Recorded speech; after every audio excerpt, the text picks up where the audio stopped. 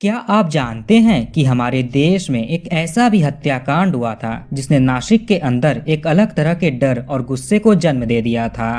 आज की कहानी एक ऐसे केस के बारे में है जिसकी इन्वेस्टिगेशन और तीनों अदालतों के फैसले ने इसे सबसे अजीब और अनसुलझे केसेस की लिस्ट में शामिल कर दिया। नमस्कार दोस्तों, तो क्या हाल चाल है आपके। Today I am talking about Shinde family case. ये कहानी शुरू होती है महाराष्ट्र के सबसे खूबसूरत शहरों में से एक नासिक से। यहीं पर एक अमरूद का बाग था। इसी बाग में एक झोपड़ी थी जहां पर 7 लोगों का एक परिवार रहता था। 6 जून 2003 की सुबह सुबह इसी गांव का कोई नागरिक इस झोपड़ी के पास से गुजर रहा था। उसने झोपड़ी के अंदर से कुछ अजीब सी आवाज सुनी। ये झोपड़ी के पास जाते हैं। दरवाजा खुला हुआ था। ये अंदर झांक कर देखते हैं। अंदर इन्होंने देखा कि 5 लोग खून से लहूलुहान पड़े हुए हैं और उनके पास 2 लोग बैठ करके रो रहे हैं, बिलख रहे हैं। ऐसा दृश्य देखकर इनकी हालत खराब हो गई। ये तुरंत भागकर गांव के लोगों को बुला लाते हैं। धीरे धीरे वहां पर गांव के लोगों की भीड़ जमा होने लगी। किसी ने इस चीज की खबर पुलिस को दे दी। पुलिस तुरंत दौड़ी दौड़ी वारदात वाली जगह पर पहुंचती है। वहां की हालत को देखती है। उस झोपड़ी में 7 लोग रहते थे, जिसमें से 5 लोगों की मौत हो चुकी थी और 2 लोग जिंदा थे। जिंदा बचे हुए लोगों में एक बूढ़ी माँ थी और उनका एक नौजवान बेटा था। पुलिस अब इनसे जानने की कोशिश करती है कि ये सब हुआ कैसे, किसने ये सब किया। अब माँ और बेटा मिलकर पूरी कहानी बताते हैं, जो कुछ ऐसे है। तो 5 जून 2003 रात का समय था, यानी कि पिछली रात को। पुलिस को इस घटना की खबर 6 जून को लगी थी। तो 5 जून 2003 रात का समय था। घर पर लाइट नहीं थी। चारों तरफ अंधेरा छाया हुआ था। झोपड़ी में केवल मोमबत्ती और लालटेन जल रहे थे। परिवार के सभी लोग घर पर ही थे। इसी समय कुछ लोग झोपड़ी के पास आते हैं और आवाज लगाते हैं। घर का कोई मेंबर दरवाजा खोलता है। बाहर 7 से 8 लोग खड़े थे। इनमें से किसी के पास चाकू थे, किसी के पास डंडे थे, तो किसी के पास हसिया था। हसिया एक तरह का औजार होता है जिसे खेत में फसल काटने के लिए यूज किया जाता है। ये सभी लोग हिंदी में बात कर रहे थे। इनका कहना था कि ये लोग मुंबई से यहाँ पर आए हुए हैं। इनमें से एक के पास रेडियो कैसेट प्लेयर था जो कि बैटरी से चलता था और इसमें गाने बजते थे। तो धीमी आवाज में इस रेडियो में गाने बज रहे थे। थोड़ी देर बातचीत करने के बाद अचानक से रेडियो वाला आदमी रेडियो के वॉल्यूम को तेज कर देता है। अब जोर जोर से गाने बजने शुरू हो जाते हैं। अब ये 7-8 लोग जबरदस्ती घर के अंदर प्रवेश करते हैं। एक एक करके परिवार के लोगों का हाथ और पैर बांध दिया गया। मुंह में कपड़े ठूस दिए जाते हैं। जब सारा कुछ कंट्रोल में हो गया तो घर में ये लोग अपना लूटपाट शुरू करते हैं। वहां से इन्हें 6,500 रुपए और कुछ गहने मिलते हैं। जब इन्हें लगा कि घर में कुछ और भी कीमती सामान नहीं बचा है तो ये 7-8 लोग उसी झोपड़ी में बैठ करके शराब पीते हैं, पार्टी करते हैं। इसके बाद ये लोग जो अपने साथ हथियार लेकर आए थे, चाकू, हसिया और डंडे वगैरह, उससे घर के 5 लोगों को मार देते हैं। इन 5 लोगों में 2 औरतें थीं और 3 आदमी थे। जिंदा बचे हुए माँ और बेटे ने अपने बयान में बताया कि उन्होंने एक औरत के साथ दुष्कर्म भी किया था। फिर वो लोग यहाँ से भाग गए। इन्होंने ये भी बयान दिया कि उन लोगों की उम्र 15 साल से लेकर के 48 साल के बीच में रही होगी। पुलिस इन दोनों से पूरी कहानी सुनती है और एक्शन लेती है। अब तक इस घटना की खबर आसपास के हर गांव में फैल चुकी थी कि एक घर में 5 लोगों का कत्ल हो गया। ये कोई छोटी बात नहीं थी। कुछ लोग बहुत डरे हुए थे कि अगले दिन कहीं वो गुंडे इनके ऊपर न हमला कर दें। इन्होंने अपने घर के सारे पैसे और कीमती जेवर कहीं छुपा कर रख दिए। ज्यादातर लोग गुस्से में थे और अपराधियों को पकड़ने के नारे लगा रहे थे। पुलिस अपनी इन्वेस्टिगेशन शुरू करती है। कैसे भी करके उन लोगों को पकड़ना था जिन्होंने इस कांड को अंजाम दिया था।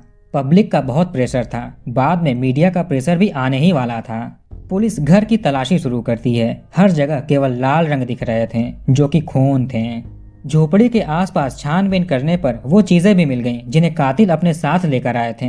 इनमें चाकू, हसिया, कैसेट टेप, 14 सैंडल्स के जोड़े और डंडे मिलते हैं। वैसे वो डंडे क्रिकेट के स्टंप्स थे। इन सब के अलावा पुलिस को वहां से कुछ फिंगरप्रिंट्स भी मिलते हैं। माँ और बेटा कहते हैं कि अगर वो लोग हमारे सामने आए तो हम उन्हें पहचान लेंगे। पुलिस स्टेशन में कुछ लोकल क्रिमिनल्स की फोटोज रखी हुई थी। उन्हें माँ और बेटे को लाकर दिखाया जाता है। इन फोटोज में 4 लोग पहचान में आ जाते हैं। इनकी उम्र करीब 19 साल से लेकर के 36 साल के बीच की लग रही थी। पुलिस इन चारों को ढूंढना शुरू कर देती है। जाहिर सी बात है, अगर पुलिस के पास इन अपराधियों के फोटोज हैं तो उनके बाकी के कॉन्टैक्ट डिटेल्स, एड्रेस वगैरह तो होंगे ही। पुलिस उन्हें हर जगह पर ढूंढ लेती है लेकिन वो नहीं मिलते हैं। करीब 3 हफ्ते गुजर जाते हैं। 3 हफ्तों के बाद पुलिस क्राइम सीन से करीब 300 किलोमीटर दूर जाती है। वहां पर एक गांव था। इस गांव में एक घुमंतू बिरादरी रहती थी। छोटी छोटी झोपड़ियां बनाकर ये लोग वहां पर रहते थे। इनमें ही एक परिवार था, शिंदे परिवार।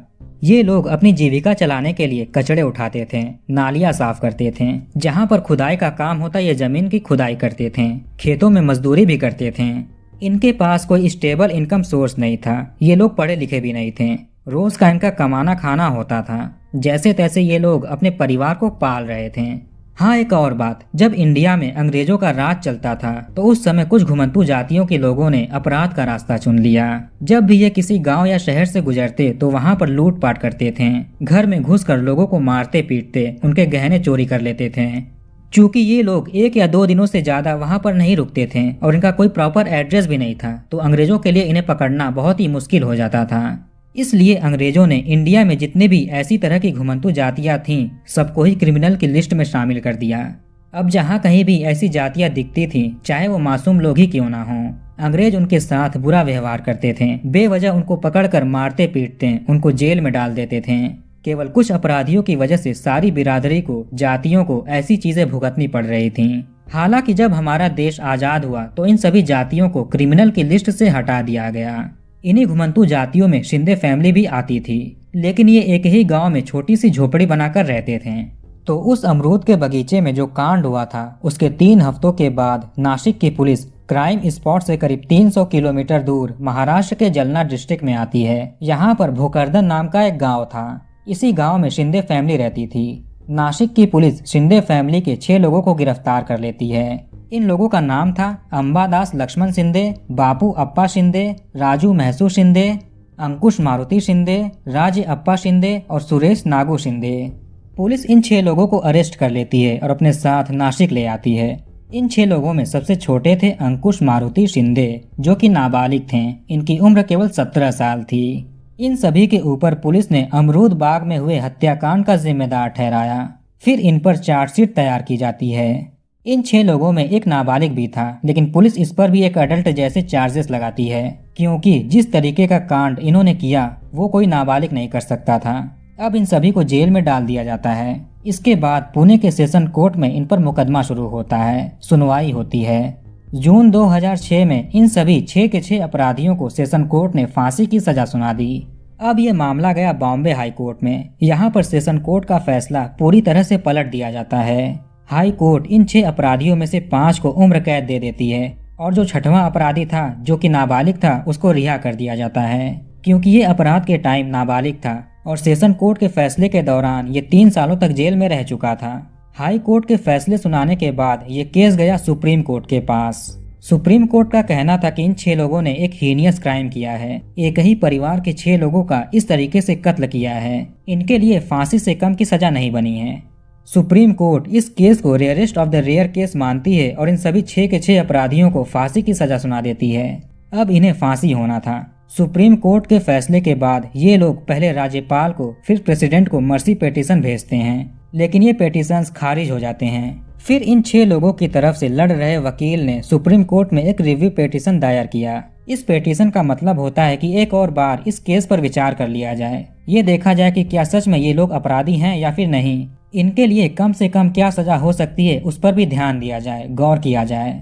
सुप्रीम कोर्ट में ये रिव्यू पेटिशन यानी कि पुनर्विचार याचिका कई सालों तक पड़ी रही। इस पर कोई भी एक्शन नहीं लिया गया। यहाँ समय बीत रहा था। सभी 6 के 6 अपराधी जेल में कैद थे और अपनी मृत्यु का इंतजार कर रहे थे।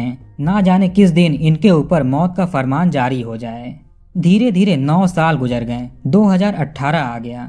अक्टूबर 2018 में सुप्रीम कोर्ट इन 6 लोगों के रिव्यू पेटिशन को एक्सेप्ट करती है और इस केस को दोबारा से स्टडी करती है। कुछ ही महीनों के बाद मार्च 2019 में सुप्रीम कोर्ट अपना आखिरी फैसला सुनाती है। सुप्रीम कोर्ट इन 6 के 6 अपराधियों को इस केस से बाइज्जत बरी कर देती है। ये फैसला अब मीडिया में हेडलाइन बन चुका था। लोगों के मन में भी ये सवाल उठने लगा। जिन्हें सेशन कोर्ट ने फांसी सुनाया, हाई कोर्ट ने उम्र कैद की सजा दी, सुप्रीम कोर्ट ने भी इन्हें फांसी की सजा दे दी, राज्यपाल और प्रेसिडेंट ने भी इनके मर्सी पेटिशन को खारिज कर दिया। इन लोगों में सुप्रीम कोर्ट ने ऐसा क्या देखा कि अपने ही फैसले को पूरी तरह से पलट दिया और एक ऐतिहासिक फैसला सुनाया। आइए जानते हैं सुप्रीम कोर्ट के ऐसे फैसले के पीछे की सच्चाई को। जब सुप्रीम कोर्ट के जज इस केस को दोबारा से स्टडी करते हैं, केस से रिलेटेड जितने भी छोटे बड़े सबूत थे, डॉक्यूमेंट्स थे, विक्टिम के घर पर जो 2 लोग जिंदा बचे थे, माँ और बेटा, उनके भी बयान के कागजात देखे जाते हैं। पुलिस घर से मिलने वाली चीजों को जिस डायरी में नोट कर रही थी, उस डायरी को भी देखा जाता है। केस रिव्यू करने के दौरान सुप्रीम कोर्ट को कुछ ऐसी सच्चाइयां पता चलती हैं जिन्हें कभी शायद इस केस में दर्ज ही नहीं करा गया था। विक्टिम के घर पे माँ और बेटे ने जिन 4 लोगों को पहचाना था, पुलिस ने उन्हें कभी ढूंढने की कोशिश ही नहीं की, बल्कि उनका नाम तक केस में कभी नहीं आया। इसका मतलब कि पुलिस का इसमें कुछ हाथ था। कांड के 3 हफ्ते के बाद जब पुलिस उन 6 लोगों को अरेस्ट करके लाती है, तो माँ और बेटे ने कहा कि ये लोग वही हैं जिन्होंने हमारे परिवार को खत्म किया था। अब ये सवाल उठने लगा कि पहले वाले 4 लोग कौन थे। माँ और बेटे ने उन 4 लोगों को दोषी ठहराया था, उसके बाद इन 6 लोगों को दोषी ठहराया गया। इसके पीछे का कारण क्या था? क्या इनके ऊपर कोई दबाव था? मान लीजिए अगर दबाव नहीं भी हुआ हो, तो उन 4 लोगों को पुलिस ने क्यों नहीं पकड़ा? कुछ आर्टिकल्स में लिखा था कि उन्हें पकड़ा तो गया था, लेकिन उन्हें बाद में छोड़ दिया गया और वो लोग कहीं गायब हो गए। माँ और बेटे ने अपने बयान में बताया था कि जब उस रात को वो लोग कत्ल करने के लिए आए थे, तो उस समय वो लोग हिंदी में बात कर रहे थे, लेकिन जब शिंदे फैमिली के बैकग्राउंड को चेक किया गया तो पता चलता है कि ये लोग कभी नासिक गए ही नहीं, ना ही इनको हिंदी भाषा बोलने आती है। ये शुद्ध मराठी भाषा में बात करते हैं। पुलिस को क्राइम स्पॉट से फिंगरप्रिंट्स और बाकी के फॉरेंसिक एविडेंसेस मिलते हैं। इन 6 लोगों से कोई भी फिंगरप्रिंट, किसी भी तरह का डीएनए मैच नहीं हुआ। कहा तो ये भी जाता है कि पुलिस ने कभी भी फॉरेंसिक एविडेंसेस को कोर्ट में पेश ही नहीं किया। सुप्रीम कोर्ट इन सभी बातों पर ध्यान देती है, अच्छे से परखती है, फिर अपना फैसला सुनाती है। सुप्रीम कोर्ट का कहना था कि ये 6 लोग निर्दोष हैं, इनको गलत तरीके से फंसाया गया है। अदालत ने इनको दोषी मानकर बहुत बड़ी गलती की है। ना तो ईमानदारी से इस केस की जांच हुई और ना ही निष्पक्ष तरीके से इसका ट्रायल हुआ। पुलिस के ऊपर दबाव इतना था कि इन्हें किसी ना किसी को अरेस्ट करना ही था, लेकिन मुजरिम को नहीं बल्कि निर्दोष को। इन्होंने ऐसे लोगों को अरेस्ट किया जो ना तो पढ़े लिखे थे, ना उनके आगे पीछे कोई था, ना ही इनके पास कोई जानकारी या समझ थी। इनके लिए आवाज उठाने वाला भी कोई नहीं था, क्योंकि ये लोग गरीब थे। ये रहें या फिर ना रहें, कोई पूछने वाला नहीं था। सुप्रीम कोर्ट आगे कहती है, जिन पुलिस ऑफिसर्स ने इन्हें बिना किसी सबूत या गवाह के अरेस्ट किया, उनके खिलाफ एक्शन लिया जाएगा और इन 6 लोगों को 5-5 लाख रुपए का मुआवजा दिया जाएगा, ताकि ये लोग अपना कोई काम वगैरह शुरू कर सकें। ऐसे ही सुप्रीम कोर्ट ने करीब 75 पेज का अपना फैसला सुनाया, जिसमें इस केस से जुड़े पुलिस ऑफिसर्स, सुप्रीम कोर्ट अपने समेत सभी अदालतों को भी जिम्मेदार ठहराया। ये 6 लोग 2003 से लेकर के 2019 तक करीब 16 सालों तक जेल में रहे। इनके लिए हर दिन एक बोझ था। इन्हें हर रोज ये डर सताता था कि आज इन्हें फांसी हो जाएगी। जेल में रहने के दौरान 2 लोगों के माता पिता की मृत्यु भी हो गई थी, क्योंकि उन्हें अपने बेटे के जेल जाने का सदमा बर्दाश्त नहीं हुआ। पूरा परिवार बिखर गया था। घर की औरतों को मजदूरी करना पड़ा। जब ये लोग जेल से बाहर आए तो इन्होंने देखा कि इनके परिवार के कुछ लोग गांव में एक पेड़ के नीचे सो रहे हैं और कुछ लोगों को सरकारी आवास में रहने की जगह मिल गई है, क्योंकि इनकी जहां पर झोपड़ी थी वो सड़कर गल चुकी थी। जमीन पर केवल मलबे बचे हुए थे। घर वालों के पास इतने पैसे भी नहीं थे कि ये नई झोपड़ी बना सकें। गर्मी में, बरसात में, ठंडी में, सभी मौसमों में ये पेड़ के नीचे ही रहे। अरेस्ट होने के 3 महीने पहले एक की शादी भी हुई थी। जब ये अरेस्ट होके जेल आ गए तो इनकी पत्नी जेल में मिलने के लिए आई थी। फिर 12 दिनों के बाद उन्होंने दूसरी शादी कर ली, क्योंकि घर वाले इनके ऊपर दबाव डाल रहे थे कि वो कत्ल के इल्जाम में जेल गए हुए हैं, कभी बाहर नहीं आएंगे। जब पत्नी जेल में इनसे मिलने के लिए आई थी तो इन्होंने अपने पति को यह भी नहीं बताया कि वो दूसरी शादी कर रही हैं। वो जो नाबालिग थे उनके तो 16 साल खत्म हो गए। आधी जिंदगी तो उनकी जेल में ही खत्म हो गई। तो कहानी को यहीं पर खत्म करते हैं। अब कमेंट करके बताइए कि वीडियो आपको कैसा लगा। इस वीडियो को लाइक और शेयर जरूर करिए और हमारे चैनल को सब्सक्राइब करके बेल आइकन ऑन कर लीजिए। मिलते हैं नेक्स्ट वीडियो में।